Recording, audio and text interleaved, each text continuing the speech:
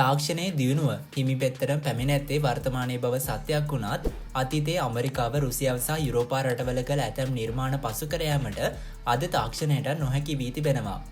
කොහොම වුණත් 1966 වැනි කාලයක ලෝ වේගවත්ම ගුවන් යානය නිර්මාණය වී එම වාර්තාව 21 වන සියවසේ දශක දෙකක් අවසන් වනතුරුත් පැවතීම පුදුමය දනවන සුළුයි. ඇත්තට මොකද්ද මේ යානය? මේක කියන තරම් වේගවත්ද? තාක්ෂණය අතින් බලවත්ද? රුසියාව මේ යානය ඉදිරියේ පරාජය වුණාද? ලොක්කීඩ් SR-71 බ්ලැක්බර්ඩ් නොහොත් කළුකුරුල්ලා ලෙසින් හඳුන්වන ලෝකයේ මෙතෙක් නිෂ්පාදිත සුවිශේෂීම නිර්මාණය ගැන තමයි අද අපි කතා කරන්නේ.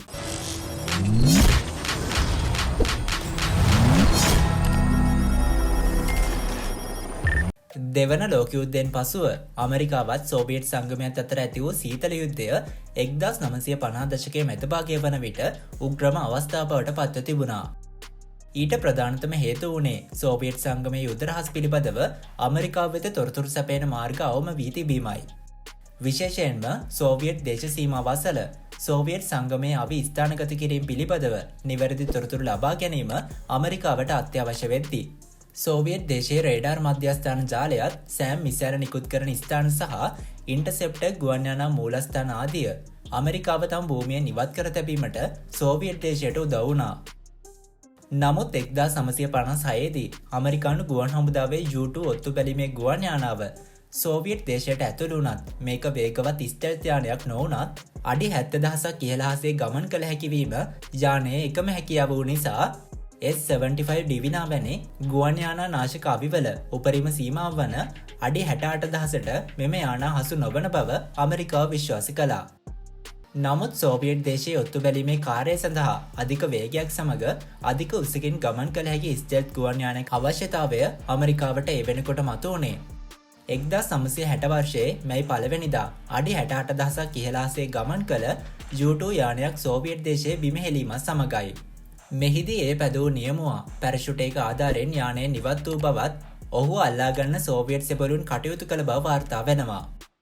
නමුත් එහිදී ඇමරිකාව පවසා තිබුණේ ගුවන් යානයේ කාලගුණ නිරීක්ෂණයට යවූ එකක් බවයි. පසුව සෝවියට් දේශය එම යානයේ ඡායාරූප නිකුත් කිරීමත් සමග තමන්ගේ සැබෑ අරුමන පිළිගන්නට ඇමරිකාවට සිදු වුණා. 1957-1958 කාලයේදී ඇමරිකානු රජයේ ඉල්ලීමට අනුව ලොක්කීඩ් සහ කොන්වියර් යන ගුවන් යානා නිෂ්පාදන සමාගම් ඔත්තු බැලීම් ගුවන් යානා සඳහා ව්‍යාපෘති යෝජනා කීපයක්ම ඉදිරිපත් කළා. ඒ අනුව ලොක්කීඩ් සමාගමේ සැලැස්මුණේ A-11 සහ A-12 යන ඔස්කාර් ගුවන් යානා වන අතර කොන්වියර් සමාගම හඳුන්වා දුන් යානා කේම් ෆිෂර් සහ ෆිෂර් නමින් හැඳින්වුවත් අවසානයේ ඇමරිකානු රජය තම අනාගත ඔත්තු සැපීමේ ගුවන් යානා ලෙස තෝරාගත්තේ ලොක්කීඩ් සමාගමේ A-12 යානයයි. පසුකාලීනව එම යානයේම තවත් සංවර්ධන මාදලියක් SR-71 ලෙස නිෂ්පාදනය කෙරුණත් ගුවන් යානයක අධික වේගයක් ලබා ගැනීමට නම් සාමාන්‍ය එන්ජින් බලය වෙනුවට ජෙට් එන්ජින් බලය යොදාගත යුතු බව සොයාගත්තේ 1942 දී. ඒ අනුව තමයි ඇමරිකානු ගුවන් යානා නිෂ්පාදන සමාගම J-58 නැමැති ගුවන් යානා ජෙට් එන්ජිම නිර්මාණය කරන්නේ. ඉන්පසුව මේ ජෙට් එන්ජින් ලොක්කීඩ් A-12 යානා සඳහාත් පසුකාලීනව SR-71 යානා සඳහාත් භාවිත වුණේ J-58 එන්ජිම ජෙට් එන්ජින් තාක්ෂණයේ උපරිම සීමාවට ගෙන ගිය එන්ජිමක් විදිහටයි. J-58 එන්ජිමේ ප්‍රධාන ආවරණය තුළ ටර්බෝජෙට් එන්ජිමක් අඩංගු වෙන්නේ. ඒ වටා සහ ඊට ඉදිරියෙන් වායු පරිවහන පාලනය කරන සංකීර්ණ පාලන යන්ත්‍රයක්ද සමගයි. මේ යාන්ත්‍රණය මගින් මේ ටර්බෝජෙට් එන්ජිම පියාසර කරන අතරතුරදී රැම්ජෙට් එන්ජිමක් බවට පරිවර්තනය කරන්න සමත්. J-58 එන්ජිමේ ඉදිරියෙන් ඇති මේ කේතුවාකාර තුඩුව සාමාන්‍ය රැම්ජෙට් එන්ජිමකට වඩා වෙනස් වෙන්නේ. ඒ ඉදිරියට හා පසුපසට චලනය කළ හැකි නිසාමයි. එමගින් එන්ජිමට ඇතුළු වන වායු ප්‍රමාණය පාලනය කිරීමට සහ තුඩුව ඉදිරිපස කම්පන තරංග නිර්මාණය කරන ස්ථාන වෙනස් කර ගැනීමටත් හැකි වෙනවා. මේ නිසා ඉහත සියලු ක්‍රියාවලි සමගින් මැක් අංක 5ක පැයට කිලෝමීටර් 6174ක පමණ වේගයක් ගුවන් යානයකට ලබා දීමට මේ J-58 එන්ජින් දිත්වයකට හැකි වෙනවා. පසුකාලීනව J-58 එන්ජින් A-12 යානයට එකතු කළ අතර 1962 දී එය මුල්වරට ගුවන් ගත කළ අත්දැක බැලීම් පියාසරියකදී යානය අඩි 90,000ක උපරිම උසකට ගමන් කර තිබූ බවත් පැයට කිලෝමීටර් 3550ක උපරිම වේගයෙන් පියාසර කළ බව සඳහන්. නමුත් එහි වේගය මැක් 2.8.7ක් වුණත් එම යානයට මැක් 3.2ක වේගයක් ලබාගත හැකි බවයි නිෂ්පාදකීන්ගේ මතය. 1967දී සිදු කළ පර්යේෂණ පියාසර විශාල ප්‍රමාණයකට පසුව සංවර්ධනය කිරීමට බොහෝ ප්‍රමාණයකට ලක් වූ A12 යානයේ සිය පළමු මෙහෙයුම වියට්නාමයේ සිදු කළත් නිෂ්පාදකීන් A12 යානා 13ක් එයට එක්කර තිබූ බව සඳහන්. මේ යානාවල ඇත්තේ එක් ආසනයක් පමණක් වන අතර ඔත්තු බැලීම් සඳහා පමණක් යොදාගත් නිසා ආයුධ සවිකර තිබුණේද නැහැ. 1964දී A12 යානය තවත් සංස්කරණ දෙකක් නිර්මාණය වුණ අතර මේවායින් M21 යානය සකස් වුණේ D21 නැමැති නියමුවන් රහිත ගුවන් යානය ඉතා ඉහළ උසකට රැගෙන ගොස් නිදහස් කිරීමේ වාහක යානයක් ලෙසයි. ඒ අනුව A12 යානයේ අනෙක් සංස්කරණය වූ SR-71 යානය තමයි අපේ මේ කතාවේ වීර චරිතය වුණ බ්ලැක්බර්ඩ් යානය. ඒ වගේම එය බෙහෙවින් ජනප්‍රිය යානයක් බවට පත් වුණා. SR-71 ජනප්‍රිය වීමට තවත් එක් හේතුවක් වුණේ A12 පවුලේ අනෙකුත් සියලුම යානා 1968න් පසුව භාවිතයෙන් ඉවත්වීම නිසාමයි. A12 යානයට වඩා වැඩිදුරක් එක් ඉන්ධන පිරවුමකින් ගමන් කළ හැකි වූ SR-71 යානය කැමරාවලට අමතරව සතුරු කඳුරු නිරීක්ෂණය සඳහා සවිකර තිබූ රේඩාර් පද්ධතිවලින්ද සමන්විත වුණා. මේ නිසා තවදුරටත් A12 යානා භාවිතා කිරීමට අවශ්‍ය වුණේ නැහැ. A12 යානා නිෂ්පාදනය කෙරුණේ අමරිකානු බුද්ධි අංශය සහ CIA භාවිතයට පමණක් නිසාම ඒවා පිළිබඳව තොරතුරු 1981 වනතෙක්ම ප්‍රසිද්ධ වුණේ නැහැ. SR-71 යානා අමරිකානු ගුවන් හමුදාව වෙනුවෙන් නිර්මාණය වූ නිසා බොහෝ දෙනා අතර ප්‍රචලිත වුණා. J58 එන්ජින් වල විශිෂ්ට හැකියාව නිසාම මැක් අංක 5ක පමණ වේගයක් SR-71 යානාවලට ලබාගත හැකි නමුත් ඉංජිනේරුවන් එය උවමනාවෙන්ම පාලනය කර තිබුණේ අධික වේගය නිසා ඉන්ධන දහනයද අධික වීම නිසයි.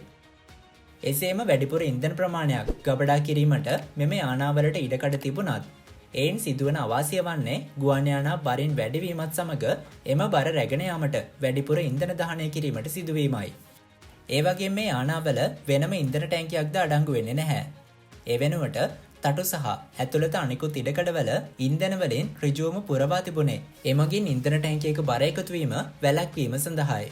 එක්වරක් ඉන්ධන පිරවීමෙන් කිලෝමීටර් 5230ක දුරක් SR-71 යානයකට ගමන් කළ හැකි අතර ඇමරිකාවේ සිට සෝවියට් දේශයේ මෙහෙයුමකට සහභාගී වීමට මේ පරාසය ප්‍රමාණවත් නොවන නිසාම ගුවනේදී ඉන්ධන පිරවිය හැකි ලෙස තමයි මෙම යානය සකස් කෙරුණේ.